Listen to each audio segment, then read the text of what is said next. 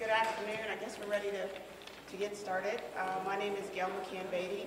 I am the Assistant Minority Floor Leader. I represent the 26th District out of Kansas City. I'd like to start today by first thanking all of you for coming, and then I'd like to give a special thanks to my entire caucus and our minority leader for the work that they've done so far this session.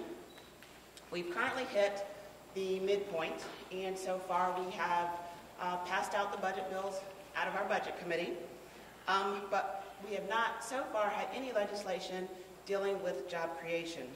Instead, what we've seen is infringement on voter rights. We've seen suppression of wages for the middle class and undermining workers' rights. But more importantly, the one thing that we labeled as our priority, as well as the priority for the business community, as well as the healthcare community, is I have seen no advancement of any kind of healthcare expansion. And as we have said before, that creates 24,000 jobs. We're looking at $8.2 billion in federal investment in the state, $9.6 billion in additional economy activity, and as many as 300,000 more Missourians to have access to care. We do know that without passing this legislation, that we have the potential for losing at least 5,000 jobs. We will lose $4 billion in the federal reimbursements for uncompensated care, which will result in about a $1 billion tax for our employers. So with that, I will open up for questions. Both chambers and committees rejected Medicaid expansion measures yesterday. How do you think keep pushing the issue in the second half? Well, we do know that Representative Barnes has filed legislation. It's not what we want, but it still leaves room for negotiation. What do you want to see done with that legislation if it were a starting point? I don't know if you want to call it our starting point or our ending point, but we have to get to that 138%. What if you don't? What if his bill comes out at 100%? Do you support that as something that's better than nothing? Our caucus would probably not support that. So it's an all or nothing deal, huh? Not necessarily all or nothing, but the 138% is the deal breaker. Okay. And it's unlikely that the federal government's going to accept 100%.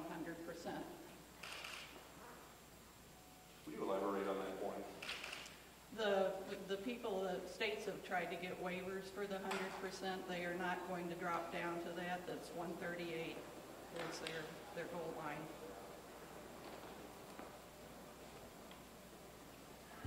Would that put your caucus, though, in sort of the awkward spot of if you vote against a bill that raises it to 100%, being tagged as voting against a Medicaid expansion? I don't think it does. The 138%, we need that 138% to cover those 300,000 plus Missourians. So I don't think that, and if we're not getting that federal benefit, I'm not sure that we've really accomplished a whole lot. The other priority at the start of the session was an ethics bill, campaign finance reform. Nothing has happened so far. David alluded to maybe doing the initiative petition round. Are you going to let the rest of the session play out first, or go ahead and go to the voters? I think we need to let the rest of the session play out and see where it takes us. The speaker came back and said that ethics was important to him as well just after we did our press conference on it, and we'll wait and see what he does. So the Senate today is voting on a transportation tax increase, a 1-cent sales tax increase that would go to the ballot. You want to get the Democratic take on that. What's your take on that? I think you'll see that there's going to be bipartisan support for that sales tax. However, it's got a big hurdle to overcome, and that's getting it through to the voters. The hurdle being the voters, or the hurdle being here in the House? The hurdle being the voters. And could you weigh in on the tax cut proposal that's come out from the Senate, especially being a Kansas City member of the Kansas City delegation? Do you think that we need to be going that route, cutting taxes in order to keep up with Kansas? I think trying to keep up with Kansas in that manner is a difficult situation. Kansas has already seen some challenges with funding to education, and I just don't think that's the route that we need to go.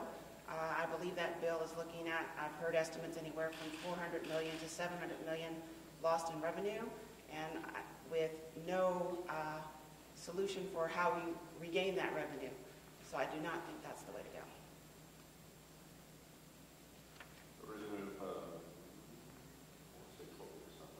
Net, I'm sorry, is sponsored Jason Cantor's early voting priorities. What's the caucus's take on that bill?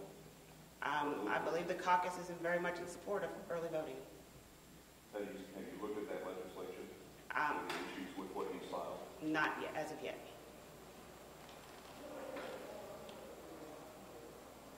Any other questions?